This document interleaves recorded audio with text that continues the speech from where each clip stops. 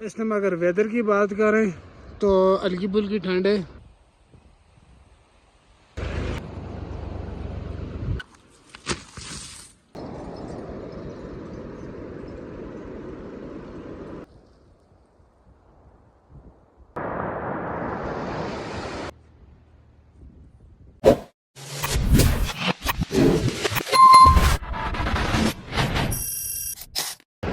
अस्सलाम वालेकुम जी हाँ नजरीन, उम्मीद करता हूँ आप सब खरीद होंगे। इस वक्त मैं मौजूद हूँ बड़वाई के अंदर। तो इसमें अगर वेदर की बात करें तो हल्की फुल्की ठंड है, तो बारिश का भी इम्कान है।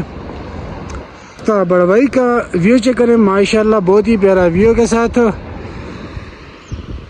तो पहाड़ों का व्यू चेक करें,